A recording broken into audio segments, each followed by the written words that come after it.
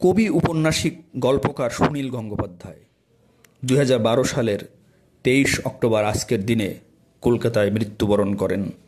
তিনি বাংলা সাহিত্যে একজন ভীষণ জনপ্রিয় লেখক হিসাবে প্রতিষ্ঠা লাভ করেছিলেন।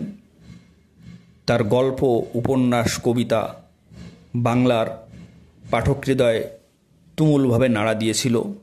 তার উপন্যাসগুলোর মধ্যে পূর্ব পশ্চিম, সেই সময়, প্রথম আলো, অরণ্যের দিনরাত্রি, মনের মানুষ ও অর্জুন উল্লেখযোগ্য।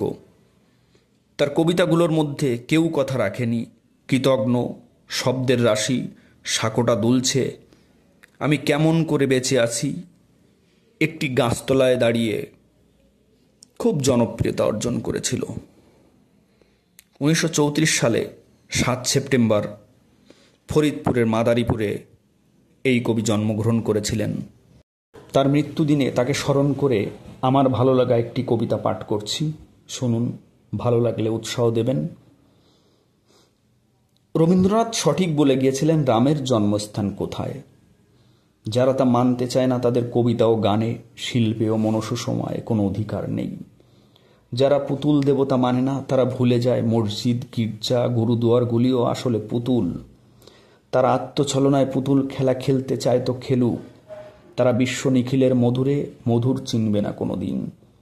এতগুলি শতাব্দী গড়িয়ে গেল, মানুষ তবু ছেলে মানুষ থেকে গেল, কিছুতেই বড় হতে চায় না। এখনো বুঝল না যে আকাশ শব্দটার মানে চট্টগ্রাম কিংবা বাঁকুড়া জেলার আকাশ নয়। মানুষ শব্দটাতে কোনো কাঁটাতারের বেড়া নেই। ঈশ্বর নামের কোনো বড় বাবু এই বিশ্ব সংসার চালাচ্ছেন না।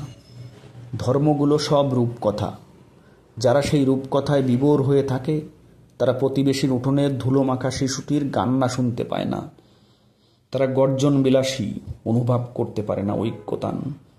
কিছু কিছু মানুষ আমাদের সাবালক করার জন্য মাথা খুঁড়ে গেলেন, তাদের বড় বড় ছবি ঝোলানো হয়, আসলে গ্রাহ্য করে না কেউ। আয় কানাই, আয় কামাল, তোরা আয়। পৃথিবী ভর্তি এই বুড়ো খোকাদের পাগলামি দেখে আমরা একটি গাছতলায় দাঁড়িয়ে হাসাহাসি করি।